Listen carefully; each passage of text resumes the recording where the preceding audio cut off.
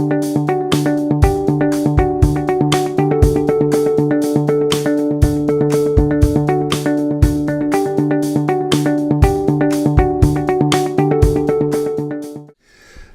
and welcome back to Ninox Learning. My name is Andy Marks. I'm a Ninox programmer and trainer.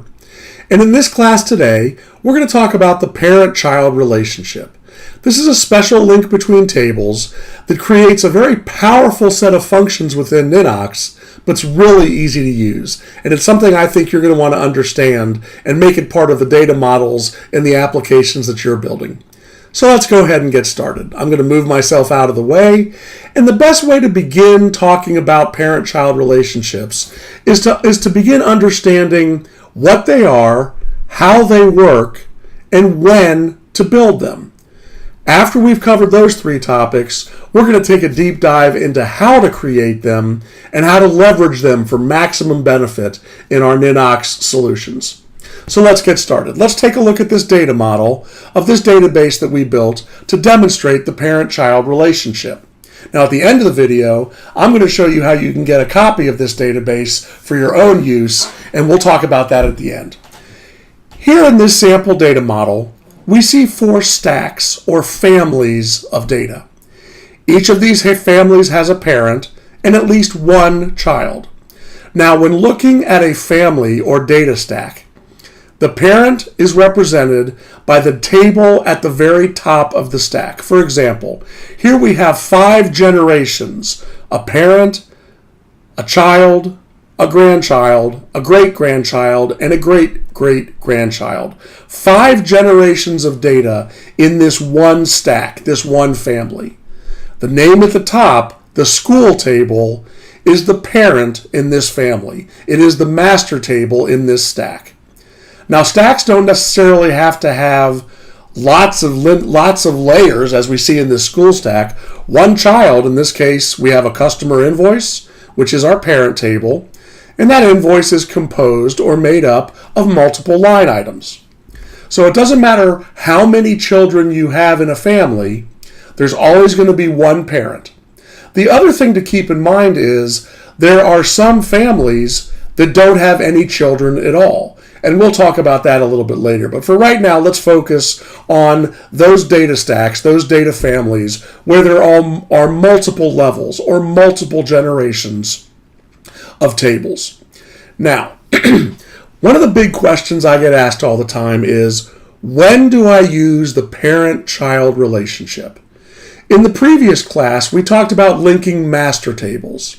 So we have that option of doing what we would call an outer link or an outer join, where we go outside of one family to link to the content in another data family. This is an interior or an inside or an inner join, where we're creating relationships within a single stack. When we had a master table to master table relationship, we had arrows and lines all over our data model that graphically indicated where the relationship began and where it ended, which table was asking the question, which table was providing the answer. Here we have a number of data families, a number of table relationships, and not a single arrow. The parent-child relationship is represented by what we call inclusion or composition. For example, the employer is composed of or includes all of the employees. The sports team is composed of the players. And a customer invoice is composed of and includes a number of line items. And then, of course, we've got this big stack where we have a school that contains classrooms that have teachers who teach classes, and classes that have students enrolled that hopefully are doing the learning. So whether it's a big family or a small family, a data stack or a data family can have no children, one child, or multiple children. Now, the question then becomes when to use the parent-child, the inner join, versus the master table to master table outer join.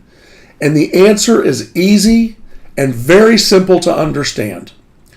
If the existence of one table or more specifically, the data in a table, is dependent completely and entirely on another table, you have a parent-child relationship.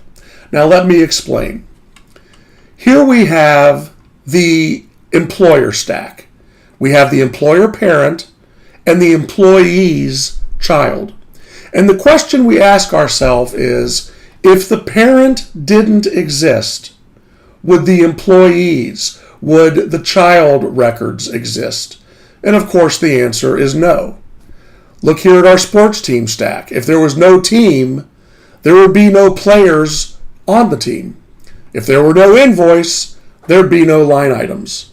And of course, if we never built the school, we would never have created the classrooms inside the building. In each of these instances, the child is dependent on the parent for its very existence.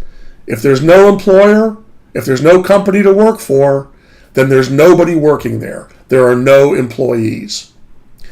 If, however, a table or the contents of a table could exist irrespective of the existence of a parent, or more importantly, if the existence of a table could precede the existence of a parent, then it's not a parent-child relationship. Let me explain. And think about this in the context of the human family. A child depends on its very existence for the parent. If there were no parents, there'd be no children. And of course, it is impossible for a child to exist before the parent existed. Similarly, there would be no employees prior to the creation of the employer. The employees exist only because the employer existed first. So again, you've got two tests, two questions to ask yourself when determining if you're going to use an inner join or a parent-table relationship or an outer join, a master to master. And the first question is, does the content of one table depend completely, totally, and 100% on the existence of another table? If the answer is yes, then the one table that depends on the other, that is the child. And the table it's depending on is the parent. Players depend on the existence of a team in order for them to exist as players. The other question you want to ask yourself is, could one table exist prior to the existence of the other? Could line items exist before we created the invoice? Of course not. Could students enroll in a class before the class or the teacher existed, or before the school was even built? Of course not. The fact that students depend on classes in order to attend them, and the fact that the class has to exist before the student can enroll in it, that demonstrates that it is a parent-child relationship. Now, these are some potentially complicated concepts to understand, but stick with it, stick with me, and I promise that by the end of this video, you will be an expert in not only Ninox parent-child relationships, but the concept of the inner join, the family data stack, in the context of relational databases as a whole. So don't worry if you're confused now. Stick with it. We're going to go slow, and I promise it's going to make sense. Now, in looking at these families, I want to make sure we are differentiating between the existence of something and the existence of a characteristic of something. Let me explain. I'm going to create a new table called people who live in the area. And we're going to give this table one field, and that is going to be the person's name. I'm going to create a relationship from the employees table out to the table of people who live in the area. And we saw how to do this in our previous video. We're going to grab the table reference for people who live in the area, drag it and drop it into the fields or the elements listing in our data table model window. And we're going to click Save Changes. And there's that arrow that we saw before. The employee table is asking, who are the employees? And the answer exists in the table of people who live in the area. However, being an employee does not make you a person. Your employment is a characteristic of you. If you lost your job, you would no longer be an employee, but you absolutely would still exist as a person. If you live down the street from the factory, you used to work at the factory when you were an employee, you're no longer an employee, you no longer have the characteristic of employment, but the factory still exists, and you still live in the area, you still live down the street. You have not ceased to exist as a person. You simply have ceased to exist as a person employed at the factory. Your employment was a characteristic of you as a person. Therefore, because your existence does not depend on the factory, the table people who live in the neighborhood is not a child of the employer. And the second test fails also. It is very possible that you could have built your house, moved into your house, and been living there for years before that factory ever got built. Your existence could precede the existence of the employer. So both tests failed.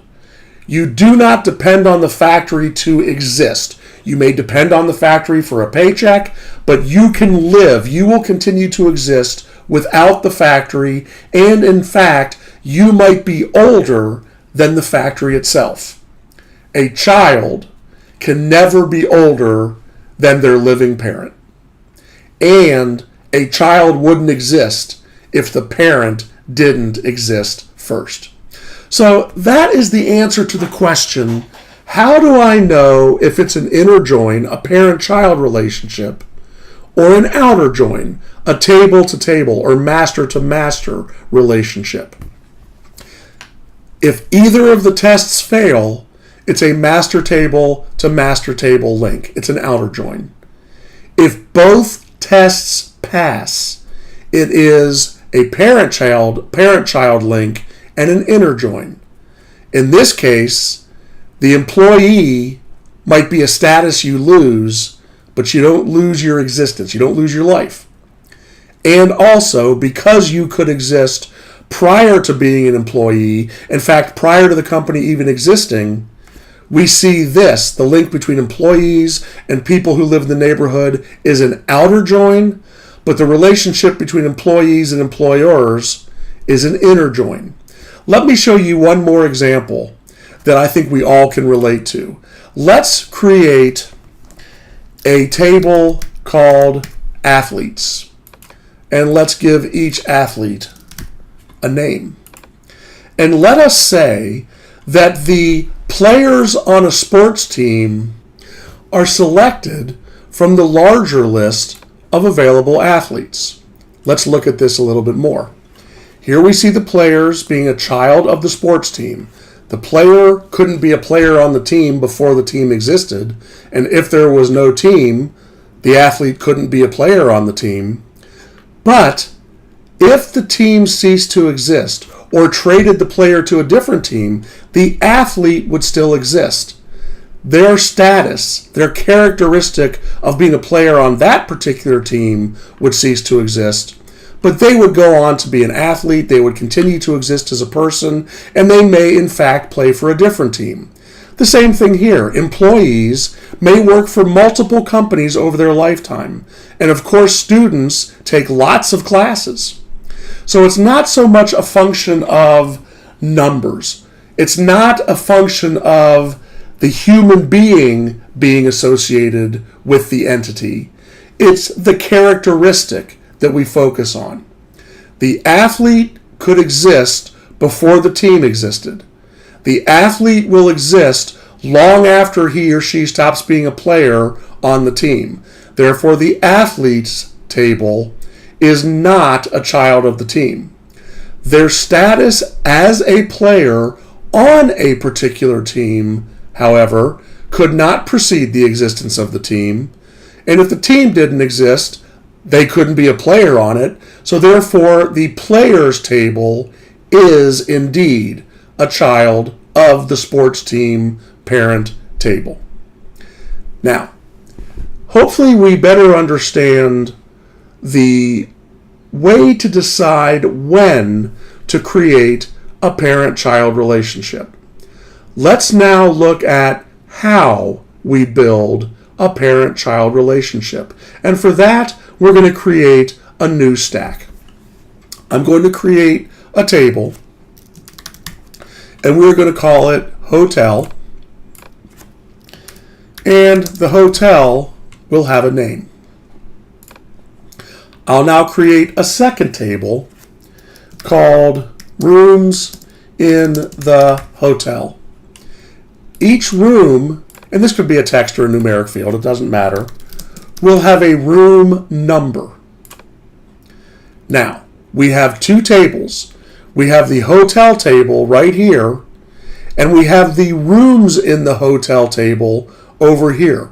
There's no arrow connecting them, and the rooms in the hotel is not inside of or a component of the hotel. So now we're going to build the relationship. The relationship between a parent and a child starts with the child. Sounds a little bit backwards, but it begins with the inner table and we build out. In this case, the rooms in the hotel would not exist if the hotel did not exist. And the rooms can't be there before the hotel is there. So I think we've established clearly and inarguably that the rooms in the hotel table is most certainly a child of the parent hotel table. How do we tell Ninox about that relationship? Easy. We start with the child. I will open up the rooms in the hotel table. I will go and open up the table reference objects listing in my table management window. And I will find the parent, in this case, the hotel.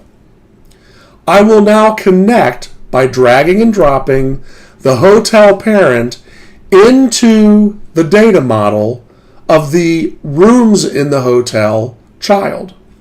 Now, what we have done now is created that outer join. There is most certainly a relationship between the two, but we want to make that relationship an inner join, similar to the relationship of employees to the employer or line items to the invoice. Right now, it's an outer join. So here's the one last thing we need to do. Back in the rooms in the hotel table, we click on the parent link, we go to the composition field, and we change it to yes. And that's all that's required. We accept that change, we save that change, and there we are. The hotel is composed of the rooms in the hotel. Again, when creating a parent-child relationship between two tables, you start with the child table, you drag over the name of the parent table, and you say yes to the composition. Let's do it again and create another generation of data inside our hotel stack. Inside the rooms, over time, we have guests. So let's create a table called hotel customers or guests. And of course, each of them will also have a name. Now, let's ask our two testing questions. Could hotel customers actually be customers before the hotel existed? No. And so they can't precede the hotel in existence. And if there was no hotel to stay in, could these people be guests of the hotel? Absolutely not. Hotel customers depend for their very existence on the preceding existence of the hotel itself. Therefore, hotel customers is a child of the hotel table. But is that true? Actually, no. When you stay in a hotel, you don't stay in the whole thing. You are inside the building, but you stay in your room. You are renting a small piece or space of the hotel. Therefore, hotel customers is actually a grandchild of the hotel, and it is a child of rooms in the hotel. How do we build that relationship? We start with the child. We open up our table reference listing. We find the table that is the parent. In this case, it is the rooms in the hotel. Drag it over as if we were creating an outer join, but then click on it once, change composition to yes, accept our change, save our change, and there we have it. We have a hotel with lots of rooms, and we have rooms that over time will have many guests. And now I want to talk about that relationship we just used half of it, the one-to-many relationship. One hotel has many rooms. One hotel customer can only be in one room at a time. An employer may have many employees. And I guess an employee could work for multiple employers, but not at the same time.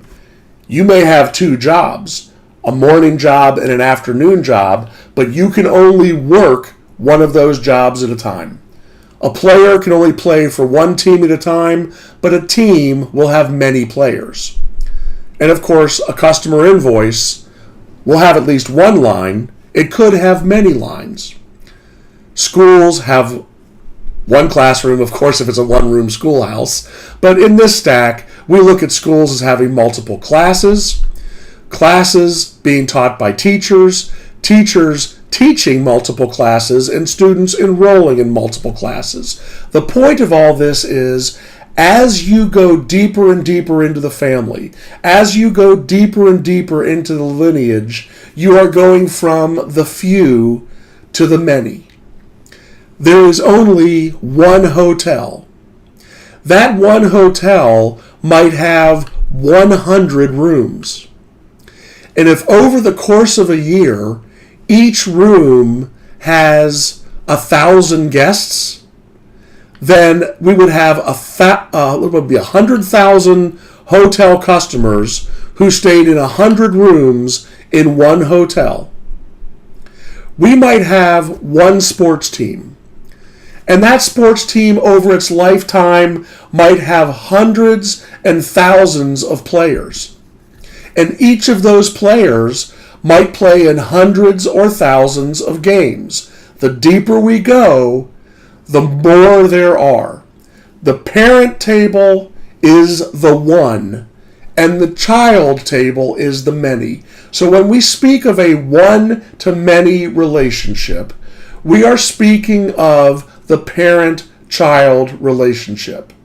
One parent table can have multiple children tables. And this is where we diverge from our human family analogy. A child can only have and must have only one parent. The same way you can't play on two teams at the same time or stay in two hotel rooms at the same time, you can't have two parents at the same time in Ninox. If you are a child table, you are a child of one parent table. Now, you can have multiple relationships. Hotel customers is a child of rooms in the hotel, and at the very same time, it is a grandchild of the hotel table itself. Similarly, rooms in the hotel is both a child of the hotel itself and a parent of the hotel customers. Again, this might sound a little confusing, but just look at the picture and think about it logically. We have sports teams, we have players. Let's create a table called Games Played, and each game would have been played on a certain date. So we'll identify the game by the date it was played, and each game was played by the players. If there hadn't been any players, there wouldn't have been a game played.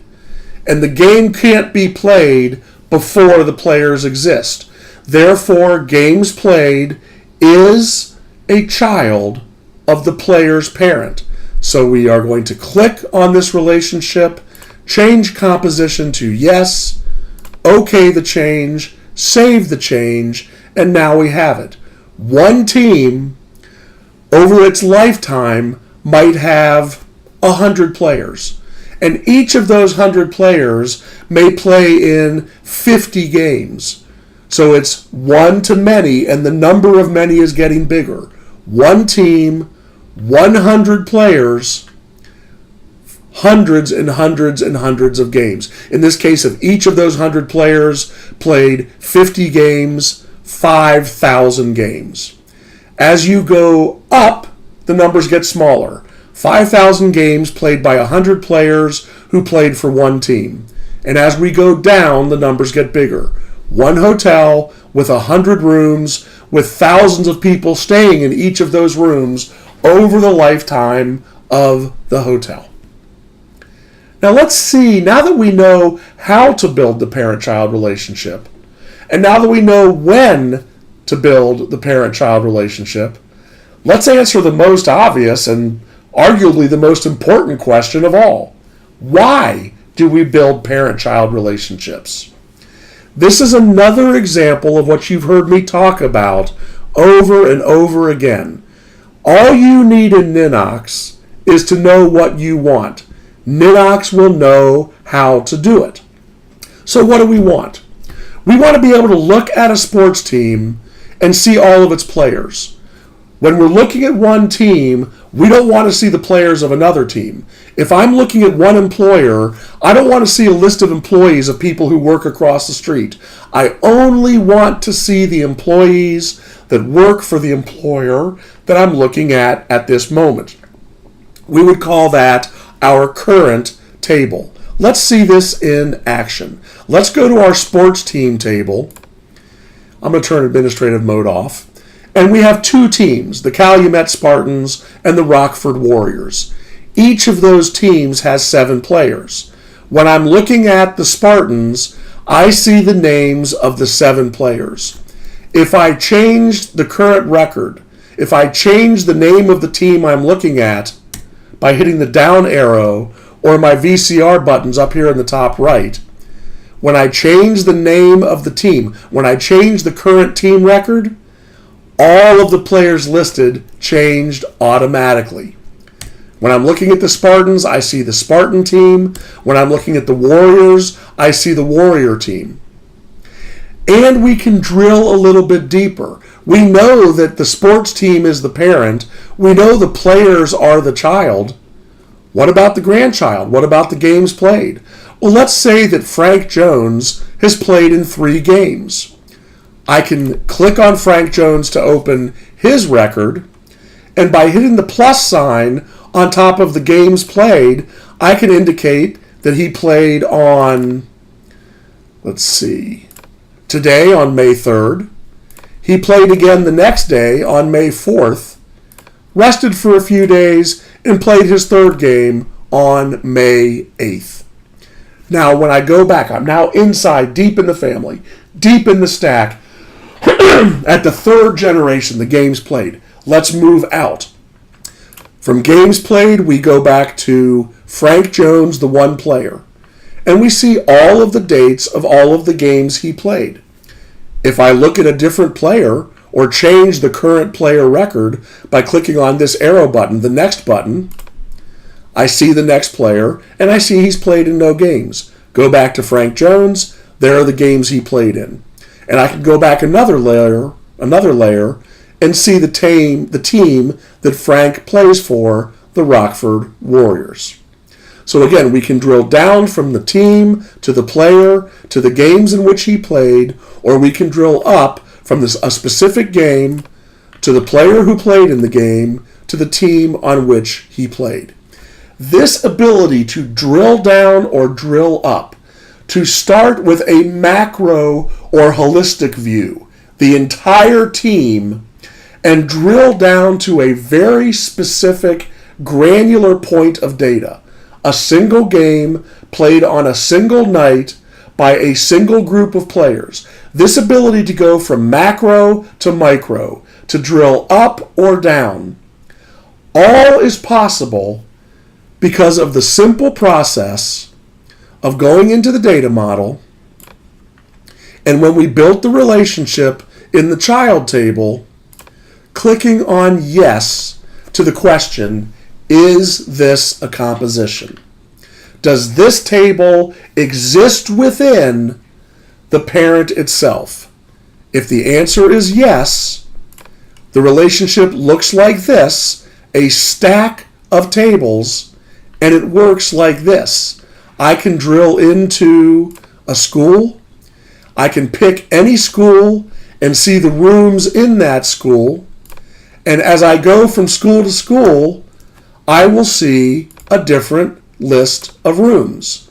Here are the 6 rooms at the Jackson University, 8 rooms at Central University, 9 rooms at Henley University. This ability to instantly see the child records of the parent record, which is a very powerful component in the design of a data model for a relational database. All of this information, all of these listings, this multiple record listing that is built into the table, the form view of the school table, all of this happened because we said yes. The classroom child table is a component of the school. Now, let's look at this relationship. Let's go yet another level deeper because there's a very important point I want to make sure we understand. Let's go back into our data model and let's continue building out the hotel model. I am going to create a new table called people traveling through the area. And each of those persons will have a name. Now, people traveling through the area, those are the people that stay in hotels. Could you stay in the hotel room if the room didn't exist? No. Could you stay in the hotel room before the room got built? No. Is the table people traveling in the neighborhood or in the area a child of the room table? No. Why not? You can't stay in the hotel before it's built, and if there is no hotel, there's no place to stay. Both tests passed. Why isn't it a child table? Because the people is not the issue. It's the people staying in the hotel room. That is a subset of the thousands of people who travel through the area. Therefore, I would go into the table hotel customers. I would open up the list of all the other tables in my database, excuse me, and I would say that hotel customers is a subset of all of the people traveling through the area. Now, could these customers exist without the room? No. Could they happen before? No. But the relationship actually looks like this. Yes, the customers are a subset of the room. Yes, the room is a subset of the hotel itself. But if the whole hotel ceased to exist, if it were destroyed and reduced to rubble, would the people who stayed there months ago still exist? Absolutely. And in fact, could some of these people have been born Might they exist before the hotel was created? Yes. Their status as a customer is a characteristic of the person traveling through the area. That characteristic, that customer status, cannot exist without the room existing, without the hotel existing. But the human, the person who has that characteristic, they most certainly can and will exist long after the hotel is gone, and quite frankly, they could have existed before the hotel even got built. Therefore, we have an outer join, a master table, which is the hotel customers table, to master table, people traveling in the area link. Now, it just so happens that this master table is the child of this table, rooms in the hotel, and the grandchild of the hotel master table, the parent of the entire family or stack. Which leads to the next point. One table can have more than one, in fact, more than two, in fact, dozens of table relationships. The customer that stayed in this hotel room, in this hotel, might have gone to school at this particular university. And that university might have a football team and a soccer team and a basketball team or a cricket team or who knows what. So this school might actually have a number of sports teams. And each of these athletes, when they were young children, might have worked for a local supermarket, or maybe they cut grass. They had an employer before they were an athlete. So we start seeing these lines demonstrating the outer joins, the relationships between tables, but these are relationships that don't define the individuals. The individual athlete exists outside of the team for which he or she plays. The people traveling through the neighborhood exist outside of the hotel where they stayed overnight and outside of the school they might have attended years ago, maybe even before the hotel was ever built. So again, when asking yourself, is this an inner join, a parent-child table relationship, or an outer join, a relationship between two master tables, ask yourself about the existence. Ask yourself about the precedence. Could one exist before the other? And ask yourself a third question. Are we talking about the item or the object, or a characteristic of an object? Now, the other thing that we want to talk about that I was mentioning is a single table can have multiple relationships. Let's look at it. A particular player who plays for a team, who plays in games, if he's playing for a game away from home, he's going to have to stay in a hotel. So there we have it. This athlete's table is related to this player's table. It has one relationship. This player's table, well, let's count how many relationships it has. First, it is a child of the sports team. Second, it is a parent of games played. Third, it is a part of the master table to master table relationship between players and athletes. And fourth, it is a part of the master table to master table relationship.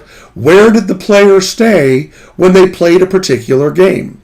This one table, players, has 4 different identities. It is a child, a parent. It is also a master table in 2 outer joins. Similarly, people traveling in the neighborhood. This one table is a member of 2 outer joins. It's related to the hotel customers, and it's related to the school. However, look at the direction of the link. The hotel customers, that's a subset of people traveling in the neighborhood, and each of those individuals is a subset of the students who were enrolled in the school. Now, there's a lot going on here. We've got arrows pointing in every direction. We've got some stacks that have no children, like people traveling in the neighborhood, people who live in the neighborhood, athletes. These are stacks of one. We have other stacks, we have other families where there's one child. The customer invoice parent has one child table. And the employer has one child table, employees. Let's look at one more type of relationship, and that is the parent who has multiple children. The parent who has multiple children. Let's continue to build out this hotel model. In a hotel, we've already established there are multiple rooms, and in those rooms, over the course of time, multiple guests, multiple customers will stay. What else might a hotel have? It might have places to eat. And each of those places has a name of the restaurant. I think I spelled that correctly. Now, would the restaurant exist if the hotel didn't exist? No. Could the restaurant inside the hotel exist before the hotel? No. Is the place to eat dependent on the rooms in the hotel? No. When they were building the hotel, they may have built the restaurant first. Therefore, places to eat is not a child of rooms, and it can exist. In fact, it does exist even if there's not a single customer in the place. Therefore, it's not a child of hotel customers, but it can't exist without the hotel. It can't exist before the hotel. Therefore, it is a child of hotel. We click on the child. We open up the list. We find the name of the parent, hotel, drag it over, click on it. Composition is yes. Save the change. And now we see in the hotel stack a parent, the hotel, with two children, rooms in the hotel, and places to eat in the hotel. One of these children actually has a child of their own. Rooms has hotel customers. What if places to eat had a couple of children? What if it had people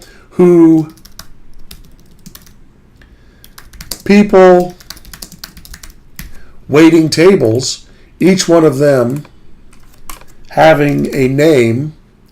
Now, you couldn't wait the tables if there was no restaurant, and you can't wait the tables before the place to eat exists. So people waiting tables is a child of places to eat. But there are other children. What about works in the kitchen? That person has a name. That person works in the same restaurant, but they may have worked there before the person who waited on tables. And in fact, they may wait there. I did that wrong. Let's get rid of that. Sorry about that. This person who works in the kitchen is a child of places to eat. Sorry, I did that incorrectly. But I can just delete the field and start over, as I did. So let's see what we've done. Here we have the hotel family. The parent, the master table of the family, the hotel, had two children. Rooms in hotel, places to eat in the hotel. And at the same time, that parent table, the hotel table, has three grandchildren. Hotel customers, which is the single child of rooms in the hotel, and people waiting tables and people who work in the kitchen, which are both children of places to eat, which exists inside the hotel. Places to eat now gets a third child, and that is customers eating at the restaurant. And of course, each customer has a name. Could they eat there if nobody waited on them? Sure. If there's someone working in the kitchen, they could, yes, go get their own food. So they're not a child of the people who wait tables. Could they eat in the restaurant if there was no one in the kitchen? Absolutely. Many times I've gone out, grabbed some food, brought it back to my hotel, sat down in the hotel area or the bar or the restaurant to watch television and ate food even if the kitchen was closed. So you can eat in a hotel restaurant if there's no one in the kitchen. You can eat there even if there's no one waiting on you, no one serving you at the table. But could you eat in the hotel restaurant if there was no restaurant? Absolutely not. And could you eat in the restaurant the day before the restaurant was built? No way. Therefore, customers eating at the restaurant is the third child of the restaurant, of places to eat. So now we see this family getting bigger and bigger. One master table, hotel, 2 children, 4 grandchildren. One child has 1 child of their own. The second child has 3 children of their own. Now, let's start getting even a little more complicated. Do people who stay in the hotel eat at the restaurant? Yes, they do. Could they stay in the hotel and not eat in the restaurant? Absolutely. So, hotel customers can't be a child of places to eat because you can stay in the hotel and not eat in the restaurant. Similarly, could people who are not actually staying at the hotel, could they come over and eat in the hotel restaurant? Sure. However, is it reasonable to assume that some of the people who eat in the places to eat at the hotel are actually customers and guests of the hotel? I guess that makes sense too. So now we're going to have a relationship between a hotel customer and the name of the place where they ate dinner. So look at that. We have an outer join between 2 tables. Well, that's not quite right. It's not hotel customers linked to places to eat. That's kind of backwards. How do we get rid of a link that doesn't work?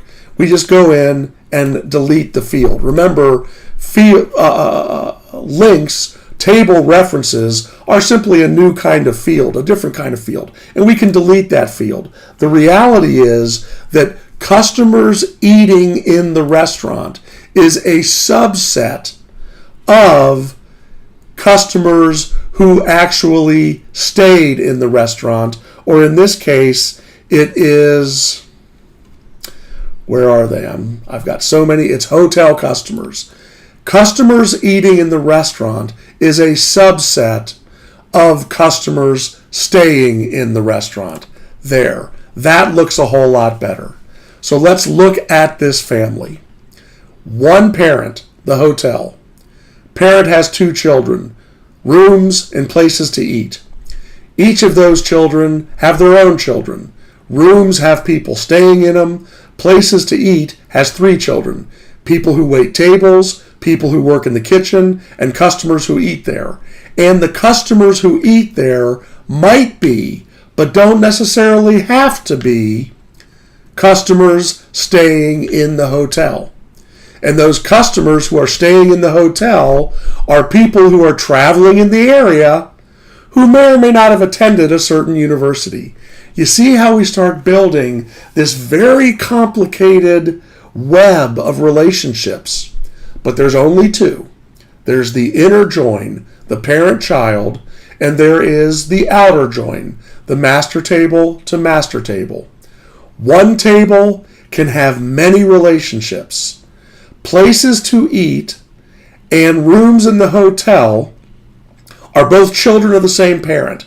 That makes them siblings. The children of siblings are cousins.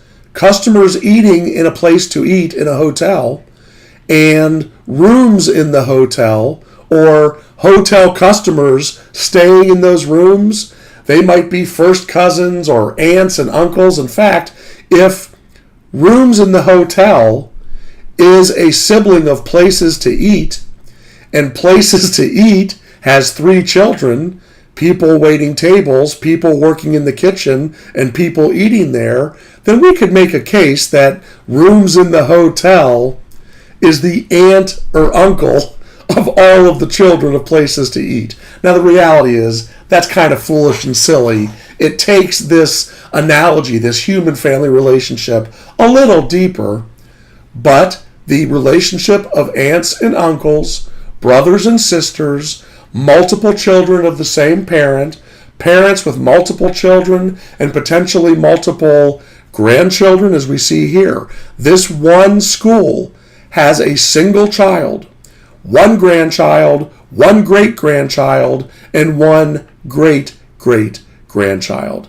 And simply by clicking yes and saying, this table is a child of this other parent table, we can do some really cool stuff. We can dive into a school and we can see all of the classrooms. And then we can dive or drive into classrooms and see the teachers who teach in that classroom. Let's say that Mr. Smith teaches a class in room number 100 at Central University. That class that Mr. Smith teaches, well, he teaches a couple of them. He teaches English 101, and he teaches literature, and he teaches advanced writing skills. So we have the parent, the Central University, the school. We select one of the many classrooms in that school and see that Mr. Smith teaches in that classroom. What does he teach in that classroom? English, literature, and advanced writing skills. Who is enrolled in his literature class? Well, we simply click on the name of the class to drill yet another level deeper. And here we have enrolled students. But there's nothing to pick. There's no field to fill out, and there's nothing to pop up to select. Why? Because, and I'm just using my escape key to back out, to go from deep inside that stack all the way back out to the top of the stack. Why were we unable to identify the students who were enrolled in that literature class? Because enrolled students are not people. Enrollment is a characteristic of yet another table, children who attend the school. Each of them has a name. Now, enrolled students is a subset of people who attend the school. Lots of people attend the school. They don't all take every class. In fact, I think very few of them probably take every class. And while some of them may take the same class, they may not take it at the same time. So children who attend the school, well, let's ask our two questions. Could they live in the neighborhood and not attend that school? Yes. All right, well, that means they're not children or any member of the school family. But are they related to enrolled students in classes? Of course. Enrolled students of this class taught by this teacher in this classroom of that school is a subset of children who attend the school. Therefore, we will go in and create a master table to master table link between enrolled students and children who attend the school. And it now looks like that. Here's the master table, children who attend the school, and here is the child table, enrolled students. So now let's take that journey again deep into the school stack. Central University has classroom 100. Classroom 100 has Mr. Smith. That's his classroom. He teaches 3 classes in that classroom 100. English 101, Literature and Advanced Writing Skills. And in his literature class, there it is. Here is a pop-up where I can click on plus and identify the names of the students who attend this school who happen to be enrolled in Mr. Smith's literature class in classroom 100 at this university. Let's go ahead and do that. Let's click on the plus sign and, well, what's this? Children who attend the school. You got to attend the school before you can enroll in the classes. Okay, let's stop here for a moment because we've gone deep inside and crawled out. We've created all kinds of convoluted relationships. Let's stop. Let's catch our breath and let's evaluate what we have before we take a few final steps in understanding the parent-child relationship. Well, we encountered a blank table a moment ago. We attempted to identify the students who were enrolled, but the table, children who attend the school, that's blank. Now, how do I get to it? Children who attend the school is not a part of this stack, so it exists right here. Children who attend the school. Let's create the names of some children who attend the school. George, Timothy, Karen, Albert, and Cindy. These are children enrolled at this school. So now, let's slowly do it again. Let's go into the school, Central University. Drill down to a classroom in that school that has a teacher. Drill through that teacher to see the classes he teaches. Drill into one of those classes to see which students are enrolled. And we now can select the students who are enrolled from the list of students who are children who attend the school. In this case, George and Karen, and I hit the plus sign once more, and Cindy are the 3 students enrolled in this literature class. Now again, let's take one more step and learn one more aspect of these parent-child relationships. This list right here, which you see flashing right now, this is called an embedded list, or more specifically, an embedded multi-record element. It is an element of the table, and it is displayed as multiple records or a list, but it is not displaying anything meaningful. The enrolled students are students 1, 2, 3, 4, and 5. That doesn't make any sense to me. I want to change what is displayed inside of this child table, inside this multi-record view element. And it's very easy to do. Simply click on the element. Grab your wrench. Grab that administrator's wrench by clicking on it, and then click on this button, Edit Columns. This will display to you all of the data, all of the fields that are available to be displayed. And what I want to display is the name of the child who attends the school who is enrolled in this class. How did I do that? I drilled into the linked table, children who attend. I grabbed the name and dragged it over. Let me do it again. I drilled into children who attend the school, grabbed the name field, and dragged it over as a visible column. And now I can see the names of the children, of the students enrolled in Mr. Smith's literature class. There's a problem though. There's 5 records. 2 of them are blank. I created those a moment ago, and I don't want them there. How do I get rid of those blank records?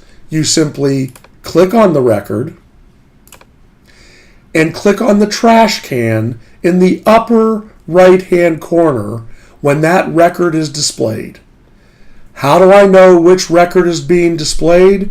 Because that is the name at the very top of the stack, enrolled students. I am looking at the enrolled students record, and it's blank because I left this field blank. Therefore, I'm going to delete this record by clicking on the trash can and clicking yes, I want to delete. I'll do this one more time. Select the blank record, confirm that it is my current record, and it is because that's the only name I see. Enrolled students, that's the record on top. There are 5 records in this stack. 1, 2, 3, 4, and 5. But the one that I see is enrolled students. That's the current record. Click the trash can, confirm. Are you sure you want to delete? You cannot undo this. If you delete a record, it's gone. There is no undelete. So make sure you want to do it before you click the delete button. And when you are certain, click the delete button, and there we go.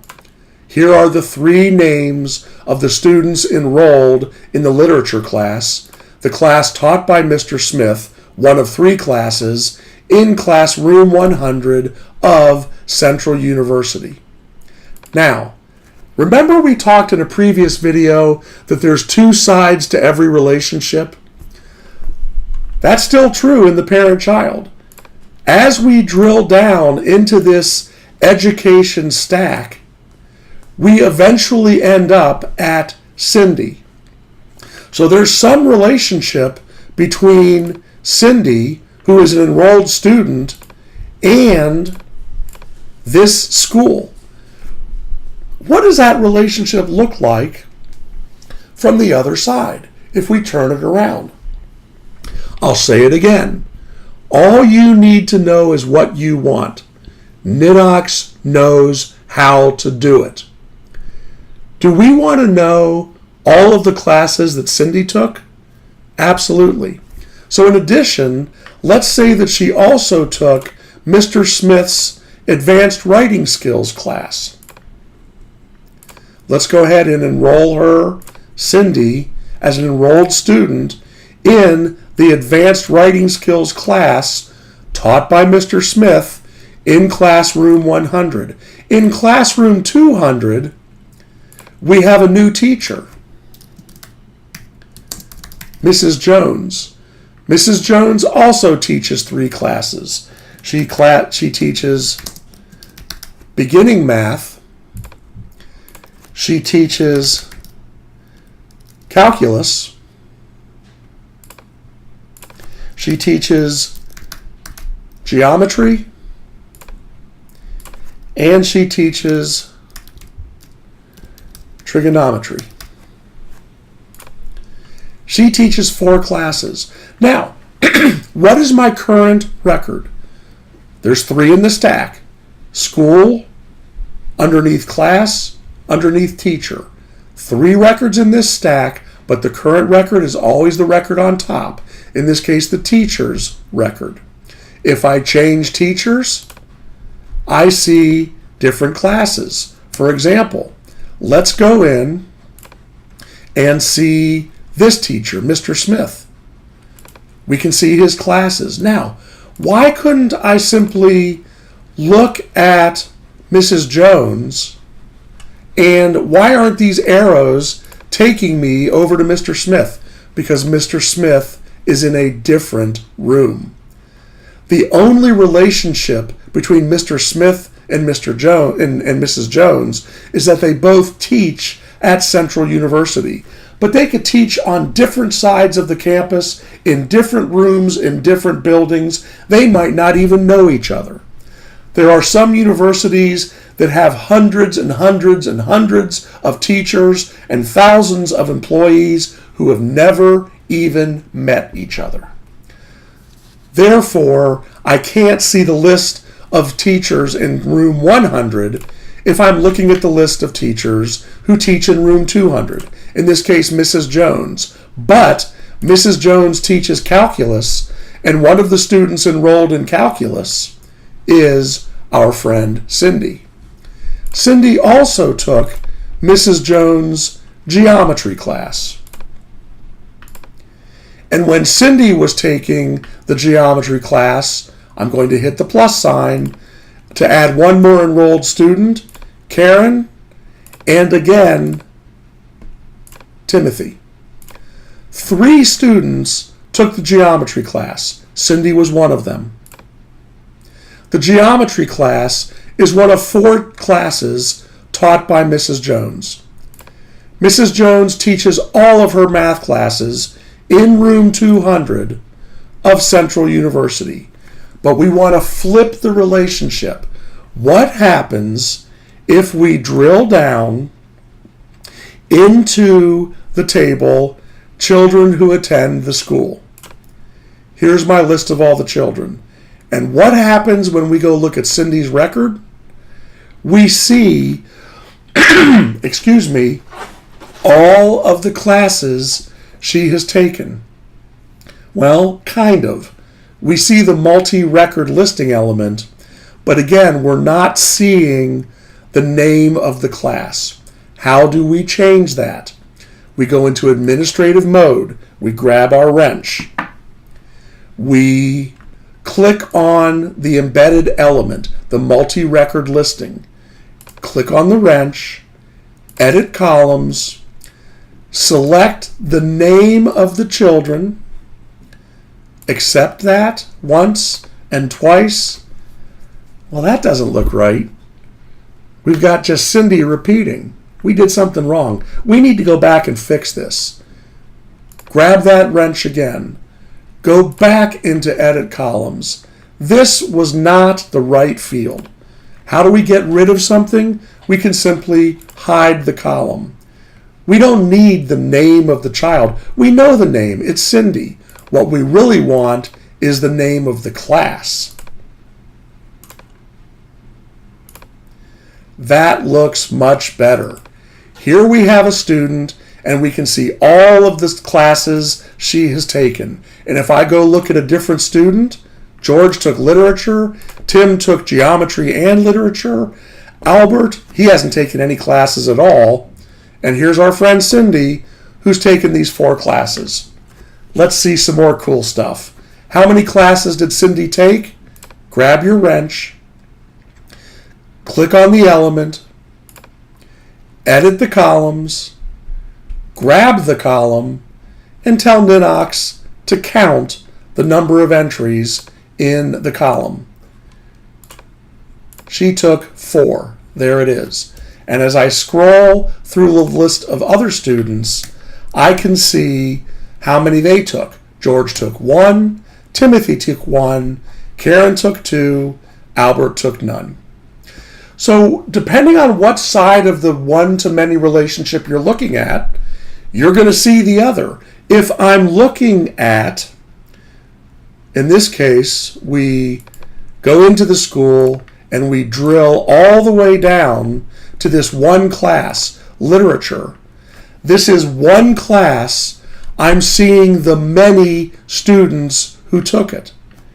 I'll use my escape key to back out and now go look at one of those children, Cindy, and I see the many classes she took.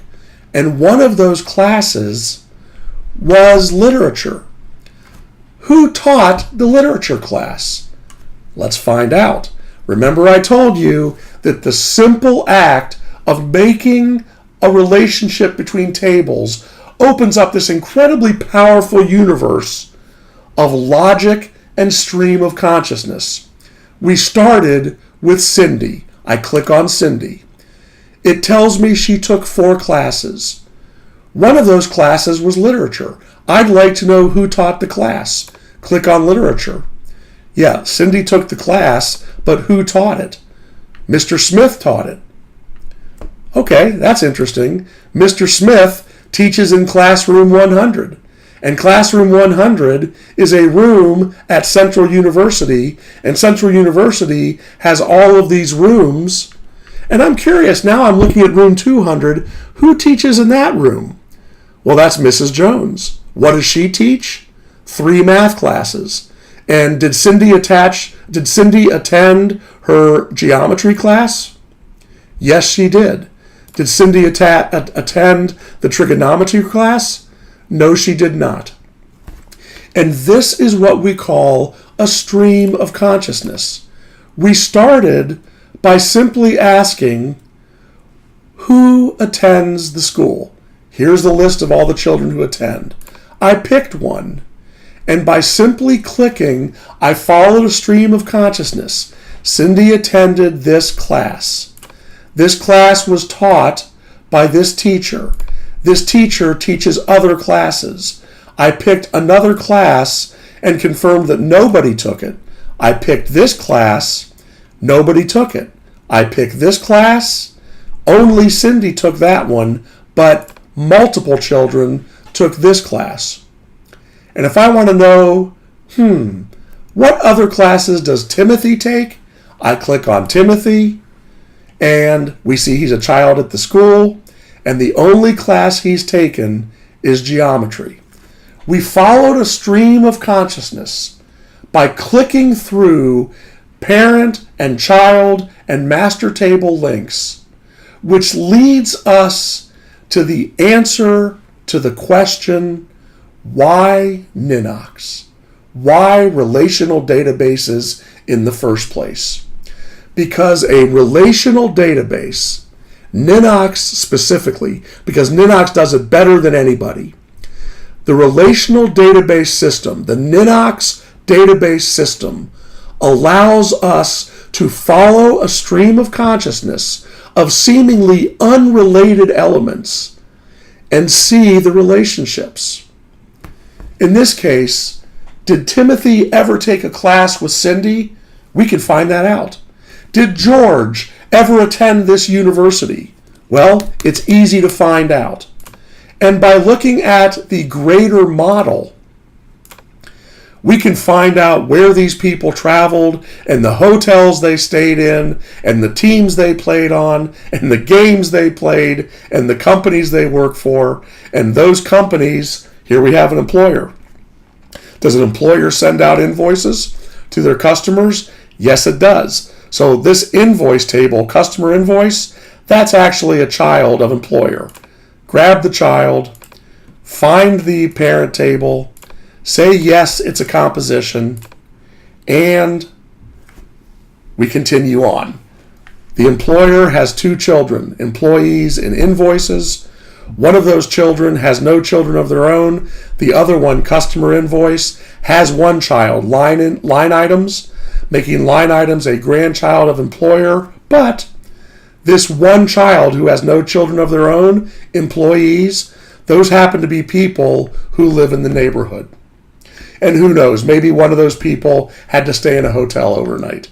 We can go on and on and on. And that is the beauty of Ninox. You can go on and on and on with 2 simple constructs. The master table to master table relationship, which we studied in our previous class, and the parent-child relationship, which we have now studied in great depth here in this class. Now, if you would like a copy of this database where you can see for yourself all of these relationships, how they were built and how they work, simply go over to the Ninoxis website. Once you're at the website, log in by clicking on this button right here. And if you don't have a password, you can get one for free. Log in, which will take you to the membership portal. Once you're in the portal, click on Templates. And there is the Parent-Child Relationship template. This database is available for you to download so you can study it and work with it and maybe even enhance it yourself. That's the end of this lesson. It's been a long one. We've covered a lot of material. I hope you enjoyed it. I hope you learned a lot. This is a critical component. It is the second of the two kinds of relationships, the relationships between tables, that make relational databases, and especially the Ninox system, so incredibly powerful. You never saw me write a line of code tonight.